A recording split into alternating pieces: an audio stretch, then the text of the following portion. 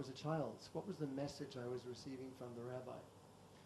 Then I remember I had a very dear friend. Her name was Betsy May, and her father was the creator of Rudolph the Red-Nosed Reindeer. Now, do people know that character? In America, the story. So actually, this is a secret, and I'm going to share it, and I don't know who's going to watch this video, but actually, Betsy was a very dear high school friend of mine.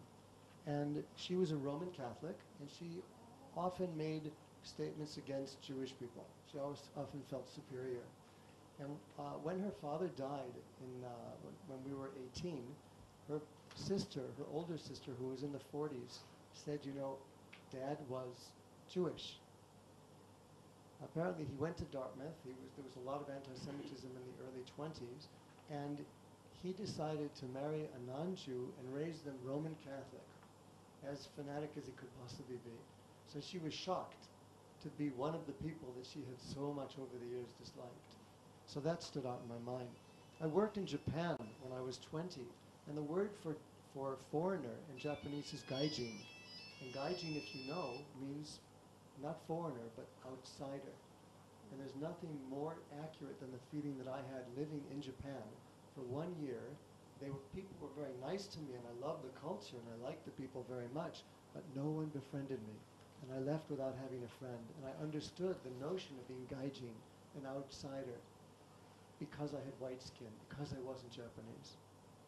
I remember becoming a family practice physician, and within my community of physicians, cardiologists didn't like me. Specialists thought themselves superior to me. They didn't consider me a real doctor. I worked in Rwanda, and we worked with Dutch people. Rwanda had a problem with Tutsis and Hutus, two clashes in tribes. 1.5 million people were killed in 3 months, just because of hatred between the two. So we went as aid workers to help the people, and within my expat community of white people who had come to serve the Africans, there were people that didn't like black people. They had come from South Africa and didn't like the people that we were working with.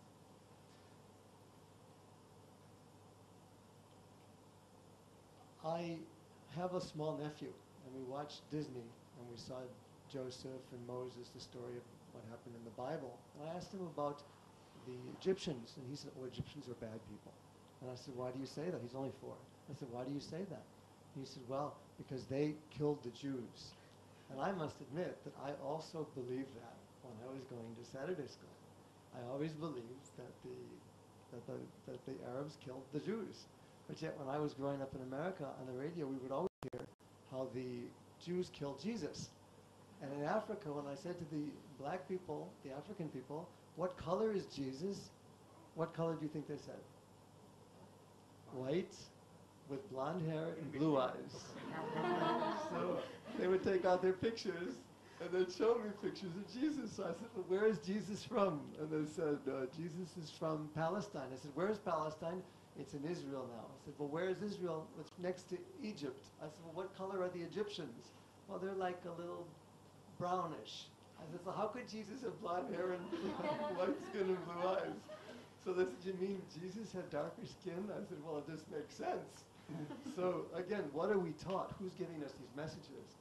Now recently, there's a Jewish school in Hong Kong that had a performance about Jerusalem. And all the students were talking about Jerusalem and how there were workers and old people and young people and poor people and good people and people. And I sat there and I was waiting for the Arab person to come out, and I was waiting for the Christian person to come out. And so after the program, I said to one of the teachers at the school, I said, where was the Arab? Jerusalem is mixed with all the people. Where's the Arab? Where's the Christian? She said, well, this is a Jewish school, and we have to teach Judaism to our students. I said, well, how is that going to bring peace forward? How is that going to help our youth have a different impression than what's going on now? And she said, well, you know, we are the chosen people. And I had heard that as a child, that we're the chosen people. It made me feel really good. But when I heard her say that, and I thought about what message we're giving forward to these people, I recall when I was living in Israel myself and how I was so enamored by the Arab people.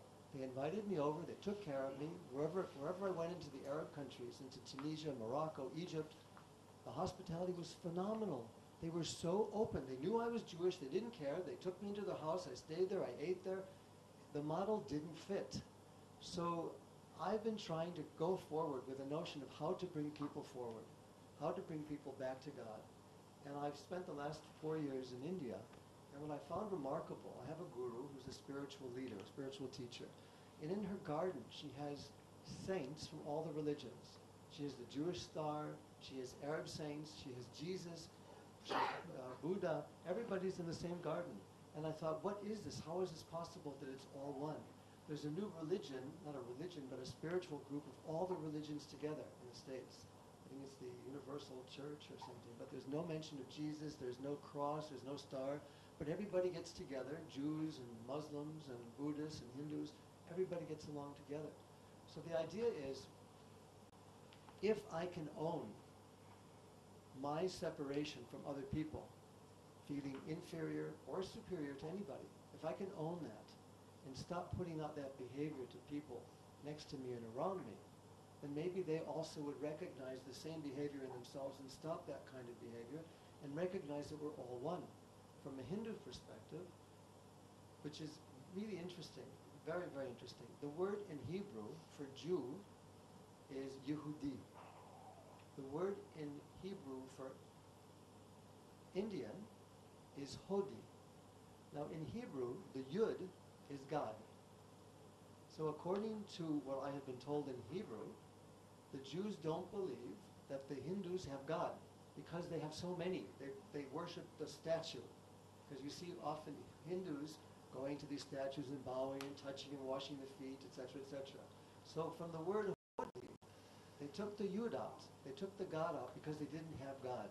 Just like white people thought that the Native Americans didn't have God because they didn't believe that God lived in a building, so they didn't have any structure. Well, actually, in Hinduism, the rocks, the stones, all the different forms are one God. It's one energy of the divine. And God has a very generous, very loving, compassionate side, and a raging, angry side. So they have Durga as the raging one. The generous one is Lakshmi, who just bestows wealth on people, abundance. Ganesh is the god of mentions of the spirit, of God, of a deity. They do have God. We all have God. Whether or not we call it whatever we call it, we're all basically the same. So my guru says, we are God. God lives within us. See God in other people. Put that energy out so that when they come, they'll also reflect the same oneness. So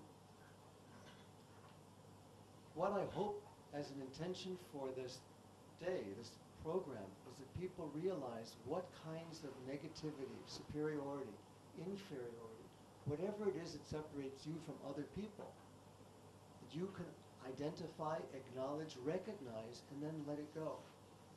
Now, you were given an exercise when you first came in, and I wanted to give you a little feedback about it.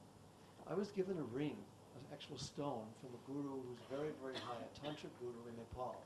I've never met him, but he sent this stone to me, and he said it would be useful for me. And in meditation, it said, you are a scribe, and you will receive information that will help people go forward. So every night for 3 weeks after that, about 3 in the morning, I suddenly woke up and I started hearing things, getting notions, concepts. And I would sit with my computer and type it out. This exercise was one of the many exercises that came through it. Now, has everybody done it? Okay. So maybe we should do it and then discuss it. Do you think that's best? Sorry? Not everybody has done it. Not everybody has done it, okay. How many people have done it? So very few. So maybe we should do it because it might also be very revealing to yourselves and an exercise to help you identify who are you? Where do your notions and concepts come from? Are they you or do they come from someplace else that's not you? So maybe we should do that now and then have a question and answer after that.